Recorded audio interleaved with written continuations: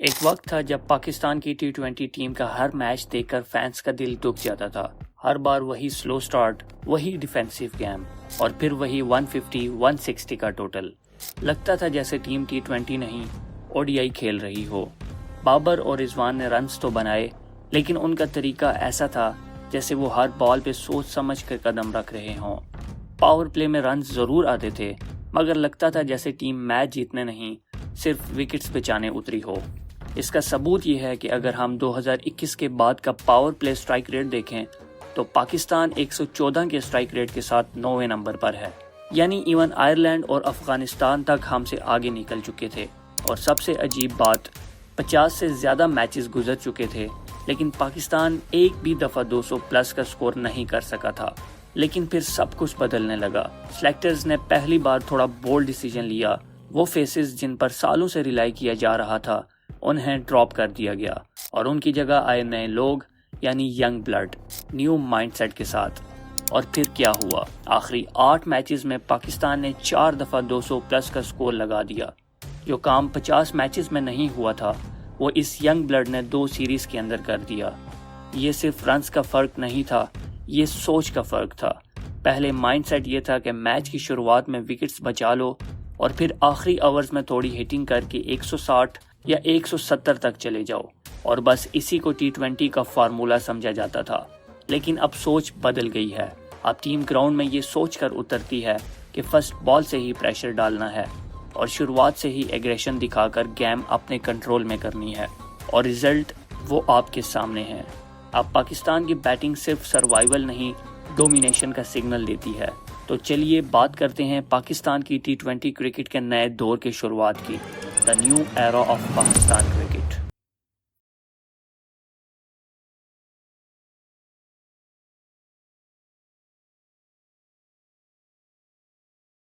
2021 کے بعد پاکستان کی ٹی20 کرکٹ ایک ایسے موڑ پر کھڑی تھی جہاں صرف 2 نام کا راج تھا، بابر اعظم اور محمد رضوان۔ ان دونوں پر اتنا زیادہ ریلائی کیا جا رہا تھا کہ لگتا تھا پوری ٹیم کا سٹرکچر ان کے گرد گھوم رہا ہے۔ ہر میچ میں یہی اوپننگ کرتے، یہی سب سے زیادہ اوورز کھیلتے اور ٹیم کا پورا گیم پلان ان کے آس پاس ہی تیار ہوتا۔ اسٹریٹجی یہ تھی کہ شروعات میں وکٹس بچاؤ اور پھر آخری اوورز میں آ کر کچھ بڑے شاٹس مار لو۔ لیکن یہ فارمولا صرف سٹیٹس کے لیے اچھا تھا، میچ جیتنے کے لیے نہیں۔ بابر اور رضوان نے ایوریجز تو بنائی، لیکن ان کی بیٹنگ اپروچ ایسی تھی جس میں ہر بال پہ سوچ سمجھ کے کھیلنا پڑتا تھا۔ اسٹرائک ریٹ کا کانسیپٹ جیسے ان کے لیے irrelevant تھا۔ پاور پلے میں جب ہر ٹیم میکسیمم ایڈوانٹیج لینے کی کوشش کرتی ہے، پاکستان صرف سروائیو کر رہا ہوتا تھا۔ اس کا ثبوت یہ ہے کہ 2021 کے بعد اگر پاکستان کے پاور پلے سٹرائک ریٹ کا انالیسس کیا جائے تو وہ صرف 114 تھا، اور اس لسٹ میں پاکستان 9th پوزیشن پر تھی۔ آئرلینڈ اور افغانستان جیسی ٹیمز بھی اس ڈپارٹمنٹ میں پاکستان سے آگے نکل چکی تھی۔ سب سے عجیب بات یہ تھی کہ 50 سے زیادہ ٹی20 میچز گزر گئے لیکن پاکستان ایک بھی دفعہ 200 کا سکور نہیں کر سکا، جبکہ دوسری طرف ماڈرن ٹی20 کرکٹ میں یہی سٹینڈرڈ بن چکا تھا۔ 200 رنز بنانا نہ صرف پوسیبل تھا بلکہ ایکسپیکٹڈ تھا۔ اس مائنڈ سیٹ کا اثر اتنا گہرا تھا کہ محمد رضوان نے ایک انٹرویو میں خود کہا کہ جب ان کے سامنے کوئی پارٹ ٹائم بالر لگایا جاتا تھا تو وہ جان بوجھ کے اس پر ہٹ نہیں مارتے تھے کہ کہیں وہ بالر چینج نہ کر دیا جائے، جبکہ سچ یہ ہے کہ پارٹ ٹائمرز کو ہی سب سے پہلے اٹیک کرنا چاہیے۔ لیکن جب مائنڈ سیٹ ہی کنزرویٹو ہو تو پھر ٹی20 کرکٹ ایگریسو کیسے ہو سکتی ہے؟ لیکن پھر 2025 کا نیوزی لینڈ ٹور سب کچھ بدل کر لے آیا۔ پہلی دفعہ سلیکٹرز نے بولڈ ڈیسیجن لیے، بابر اور رضوان جیسے پروون پلیئرز کو ڈراپ کیا گیا اور ان کی جگہ نئے چہروں کو چانس دیا گیا، ان پلیئرز کو جو فیئرلیس بیٹنگ کرتے ہیں، جن کو سٹیٹس کی نہیں میچ جیتنے کی فکر ہوتی ہے، اور کیپٹن بنایا گیا سلمان علی آغا کو۔ شروع میں فینس نے اس فیصلے کو کافی کرٹیسائز کیا کیونکہ سلمان نہ بگ ہیٹر ہیں نہ ہی کوئی فلیشی نیم، لیکن سلمان نے صرف اپنی بیٹنگ سے نہیں پوری ٹیم کے ایٹیٹیوڈ سے جواب دیا۔ ان کے انڈر ایک نئی پاکستان ٹیم ڈیولپ ہوئی جس میں ہر پلیئر کا مائنڈ سیٹ یہ تھا کہ پریشر لینا نہیں، پریشر دینا ہے۔ محمد حارث وہ نام جو ایک وقت میں پاکستان کا سب سے ایکسائٹنگ ٹیلنٹ سمجھا جا رہا تھا، لیکن 2 سال پہلے صرف اس وجہ سے ڈراپ کر دیا گیا کہ لوگوں کا کہنا تھا کہ یہ بس بلائنڈ ہیٹر ہے۔ لیکن بنگلہ دیش کے خلاف ریسنٹ ٹی20 سیریز میں حارث نے ایسا جواب دیا کہ سب کرٹکس چپ ہو گئے۔ اس نے سینچری ماری، لیکن یہ سینچری صرف سلاگنگ سے نہیں بنی، ہر شاٹ میں ٹائمنگ تھی، پلیسمنٹ تھا اور سب سے امپورٹنٹ کرکٹنگ سینس تھی۔ یہ وہ ناک تھی جو صرف رنز نہیں بنا رہی تھی، پاکستان کے نئے ایرا کا ٹون سیٹ کر رہی تھی۔ پھر بات کرتے ہیں حسن نواز کی، ایک ایسا لڑکا جو ڈومیسٹک لیول سے ہی لوگوں کی آنکھوں میں تھا۔ ہر میچ میں ایسا لگتا تھا کہ یہ کسی بھی وقت T20 لیول کا میچ اکیلے جیتوا سکتا ہے۔ اس نے انٹرنیشنل ٹور پر اوپنر کی طور پر سینچری ماری، لیکن جب PSL 10 میں اسے مڈل آرڈر میں بھیجا گیا تو اس نے ایک دفعہ بھی یہ فیل نہیں ہونے دیا کہ وہ آؤٹ آف پلیس ہے۔ سٹرائک ریٹ 200 کے قریب، انٹینٹ بالکل ماڈرن T20 سٹائل کا، جتنا پریشر ملا اتنا زیادہ چمکا۔ حسن نواز نے یہ ثابت کر دیا کہ جب آپ فیئرلیس ہو تو آپ ہر پوزیشن میں کھیل کر میچ جتوا سکتے ہو۔ صاحبزادہ فرحان کی کہانی اور بھی دلچسپ ہے۔